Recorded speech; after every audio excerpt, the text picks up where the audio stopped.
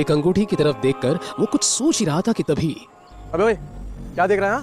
तू जानता भी यहाँ के एक एक जेवर की कीमत 5 लाख रुपए शुरू होती है।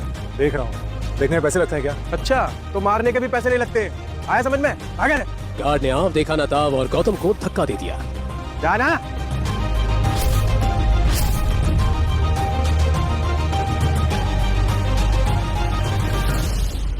अवनी की दादी को क्या गिफ्ट देना है, गौतम ये सोच ही रहा था कि तभी ज्वेलरी शॉप का सिक्योरिटी गार्ड पुलिस की टीम को लेकर वहां पहुंचा। ये देखिए खड़ा है।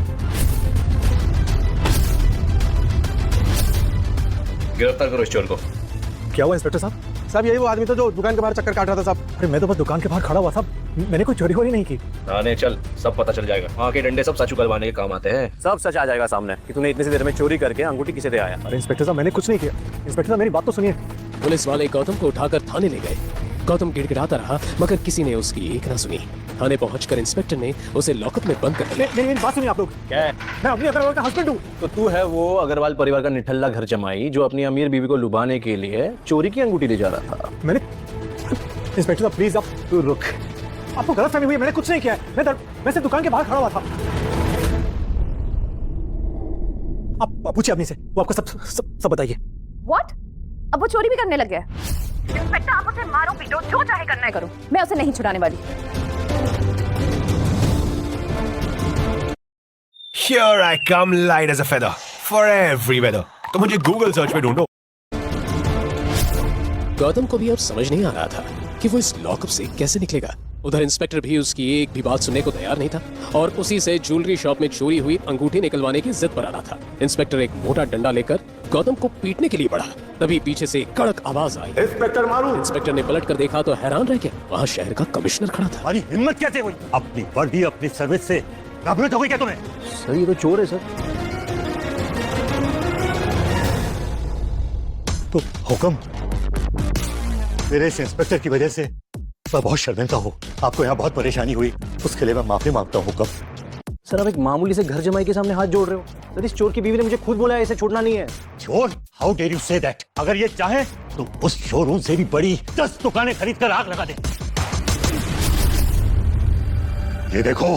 कमिश्नर ने अपने मोबाइल पर उस इंस्पेक्टर को कोई मैसेज दिखाया। वो देखते ही इंस्पेक्टर का चेहरा सफेद पड़ गया और वो गौतम के पैरों में गिरकर माफी मांगने लगा। हमको माफ कर दीजिए हुकुम, हमको माफ कर दीजिए। हुक्म, मैं आपको बाहर छोड़ूं। बस इतना ध्यान रखिए कि मेरी पहचान के बारे में किसी को पता ना चले। मेरी बीवी को भी नहीं। जी। गौतम ये कहकर वहां से निकल गया। क्या है सच्चाई? क्यों कमिश्नर साहब तक उससे हुक्म कहकर उसके आगे गिड़गिड़ा रहे थे? आगे एक ऐसा राज खुलेगा जो आपकी होश उड़ा देगा। एक कार आकर रुकी, उसमें से एक बेहद बूढ़ा आदमी उतरा और उसने गौतम के हाथ में एक छोटा सा बॉक्स दिया। आखिर क्या था उस बॉक्स के अंदर और क्या है गौतम की असली पहचान? शाम होते ही महल में जश्न का माहौल बना और क्यों ना हो, आखिर अवनी की दादी सा गायत्री देवी का जन्मदिन जो था, शहर के जाने माने लोग उनके इस जन्मदिन समारोह का हिस्सा बनने का मौका नहीं छोड़ना चाहते थे। देश भर से लोग उनके लिए महंगे महंगे गिफ्ट्स लेकर आए थे। थोड़ी देर बाद गौतम भी अवनी की दादी सा गायत्री देवी की बर्थडे वेन्यू पर पहुंचा। अवनी गौतम को पार्टी में एक्सपेक्ट नहीं कर रही थी। तुम किसने छुड़ाया तुम्हें पुलिस स्टेशन से? वहीं पड़े पड़े सड़ जाते ना तो अच्छा होता। मैंने कोई चोरी नहीं की। अरे मैं तो ज्वेलरी शॉप के बाहर खड़े देख रहा था, पुलिस ने आके मुझे पकड़ लिया। बहुत मुश्किल से अपनी बेगुनाही का सबूत लेके निकला वहां से। ठीक है ठीक है। ये क्या है गिफ्ट के नाम पे? कैसी गंदी सी पैकिंग है ये?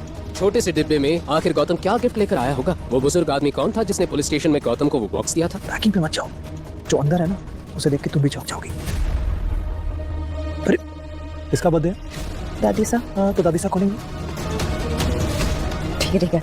अच्छा सुनो, जब बाकी के वहाँ जाके दादी सा को अपना गिफ्ट दे तो तुम चुपके से जाके वहाँ पे अपना बॉक्स रख देना, समझे?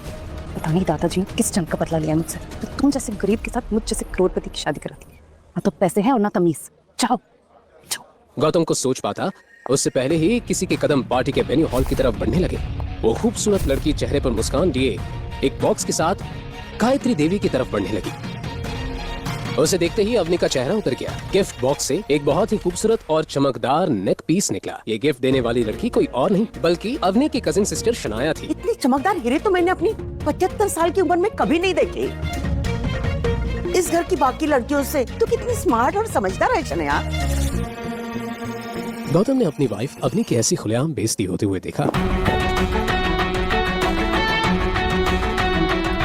सुना वैसे ये डायमंड नेकलेस काफी महंगा होगा, नहीं? शनाया गौतम की बातों में छुपे व्यंग्य को समझ नहीं पाई। उसने अकड़ कर उस पेंडेंट का दाम जोर से बोला ताकि सब सुन सके। हाँ 1.5 करोड़।